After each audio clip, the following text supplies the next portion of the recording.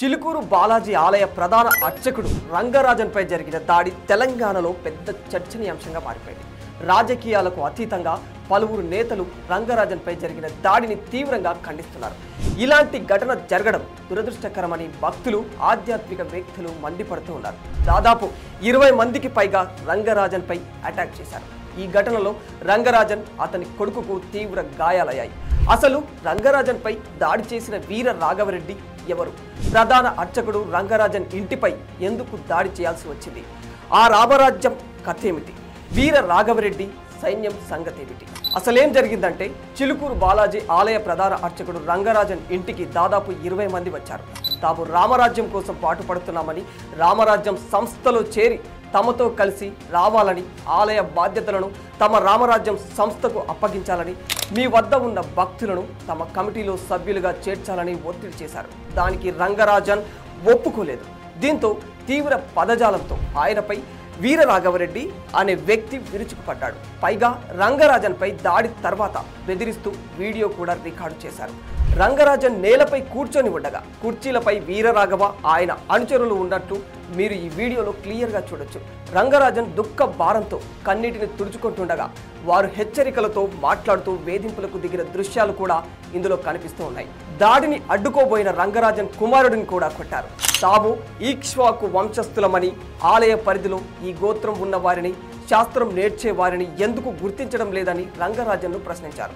ఊరికే కోర్టుల్లో కేసులు వేస్తే ఏం లాభమని, తాము చెప్పినట్టు వినాలని బెదిరించారు. ఉగాది వరకు టైం ఇస్తున్నామని, రామరాజ్య స్థాపనకు సహకరించకపోతే తాము రామని, వచ్చేవారు వచ్చి పని చేసుకు వెళ్తారని హెచ్చరికలు చేశారు. చెప్పింది వింటూ నేర్చుకో. ఇలా చూడు, అవకాశం ఇస్తున్నా, ఉగాది వరకు సమయం ఇస్తున్నా నీకు. రామరాజ్ ఉన్నంత పక్కన పెట్టు, రామరాజ్య స్థాపన కోసం పనిచేయి. ఆ తర్వాత లేదా ఎవరో కాపాడతారు, ఎవరో చేస్తారు, రిట్ పిటిషన్లు, ఎస్ఎల్పీలు వేస్ట్. ఈ సంఘటనకు సంబంధించి రంగరాజన్ తండ్రి సౌందరరాజన్ పోలీసులకు ఫిర్యాదు చేయడంతో అసలు విషయం వెలుగులోకి వచ్చింది.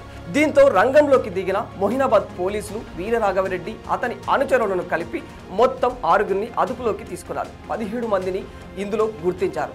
అసలు ఎవరు ఈ వీరరాఘవరెడ్డి? ఆయన సైన్యం కథేమిటి? ఆయన సమస్య ఏమిటి?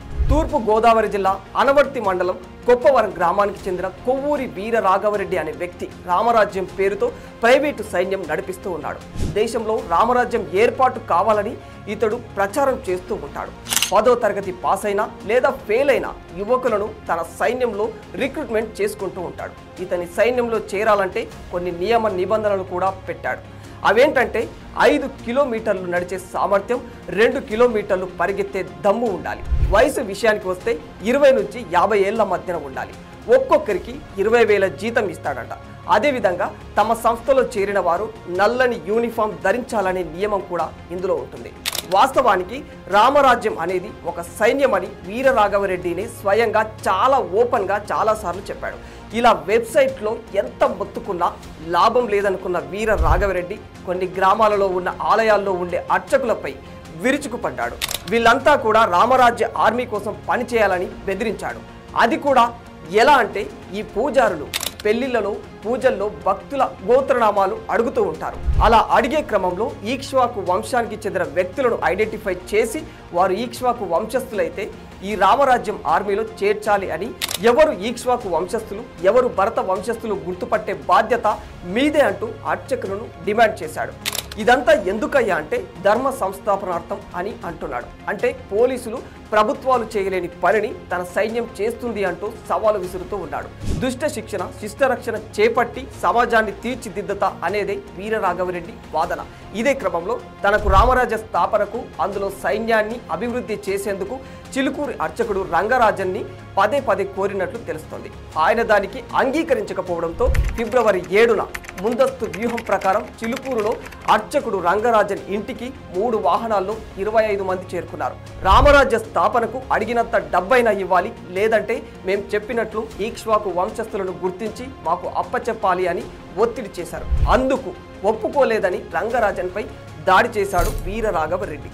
అంతేకాకుండా అతని కుమారుడిని తన ప్రైవేటు సైన్యంతో కూడా కొట్టించాడు. ఇది మాత్రమే కాకుండా ఇలాంటి అరాచకాలు గతంలో కూడా ఈయన చాలానే చేసినట్లు తెలుస్తుంది. అమాయకపు యువతను తన సైన్యంలో చేర్చుకుంటూ వాళ్ళతో ఇలాంటి దౌర్జన్యాలు చేయిస్తున్నట్లు ఆరోపణలు వస్తూ ఉన్నాయి. అందుకు సంబంధించి 2015లో హైదరాబాద్ హ్యాబిట్స్లోని వీర రాఘవరెడ్డిపై దాడి కేసు కూడా నమోదయ్యింది. ఇక ఇది ఒక వ్యక్తిపై జరిగిన దాడి కాదని, హిందూ ధర్మ రక్షణపై జరిగిన దాడిగా హిందూ సంఘాలు ఆగ్రహం వ్యక్తం చేస్తున్నాయి. ఇది ఎవరు చేసినా, ఏ పేరుతో చేసినా ఉపేక్షించకూడదు. దైవ సేవలో నిమగ్నమయ్యే రంగరాజన్ కుటుంబ పరిస్థితి ఈ విధంగా ఉంటే సాధారణ పౌరుల పరిస్థితి ఏంటి? ఈ దాడి చేసిన వారిని చట్టపరంగా కఠినంగా శిక్షించి భవిష్యత్తులో ఇలాంటి ఘటనలు జరగకుండా చర్యలు తీసుకోవాలి అంటూ నెటిజన్లు కూడా మండిపడుతూ ఉన్నారు. For more videos like this, subscribe Big TV channel.